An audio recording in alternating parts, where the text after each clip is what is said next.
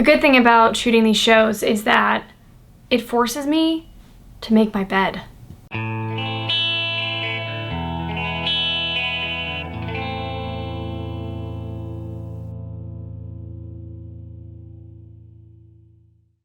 So my last vlog, my first one of 2018, did super well. I did not expect that to happen. Thank you so much, guys. I super appreciate it. And of course, if you're a new subscriber, welcome to my channel. All right, to address the ultimate question, vlog 1 was like one of the biggest questions I was getting about what I've been up to. But I think the biggest question that I guess some of you still have is why I left IGN. Why did I leave IGN? When I finally said goodbye to everybody, I shot my last episode of The Fix. I put out on Twitter this one-pager, basically detailing kind of my reasons why and my thanks to you guys and kind of what I was looking forward to.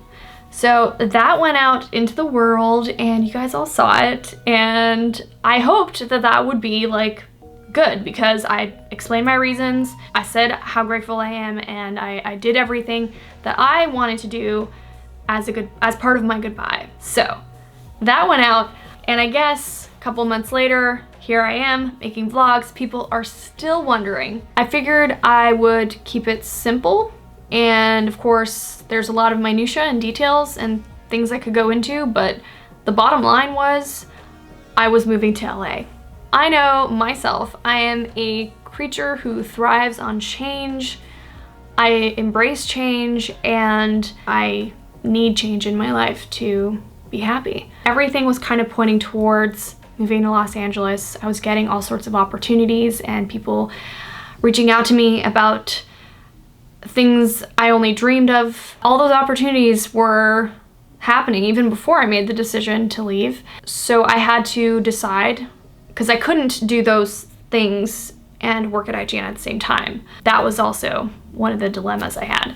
So I had to figure out, okay, well, these opportunities seem great. They're definitely the direction I want to take my career in, and I really need to make a decision here. I knew I was moving in Los Angeles. The main reason I knew this was because Kyle got a job at Blizzard and we were moving down. And I did not want to do a long distance relationship. That was definitely not gonna happen. So I looked at everything and I weighed everything, and it was time. As hard and as sad as I was to say goodbye to everyone, it was definitely me saying goodbye to the day-to-day, which was hosting The Fix every day and working on that show and being executive producer and being like a total badass. So after talking with IGN and seeing if there was a workaround where we could still host The Fix down in LA and all that, we explored that for sure. IGN, of course, I had a contract with them. It would have been difficult to do both of these things at the same time. It really came down to just me having to decide between one or the other. I prepared my goodbye and I didn't have a lot of time to do it, but it couldn't have gone better. I got to say goodbye to everyone and have time to say a proper goodbye, and it's not goodbye forever, which is something I wanted to emphasize in kind of how I was saying goodbye, and of course on my last episode of The Fix. There are still gaming conventions. I will still get to see them there. I go to San Francisco a lot, and so I actually just visited them back in February. I loved my time at IGN. IGN was a part of my life, and it was a really important time in my life too. It was kind of, you know, I grew up there in a lot of ways. So it's hard to say goodbye to such an important time in my life.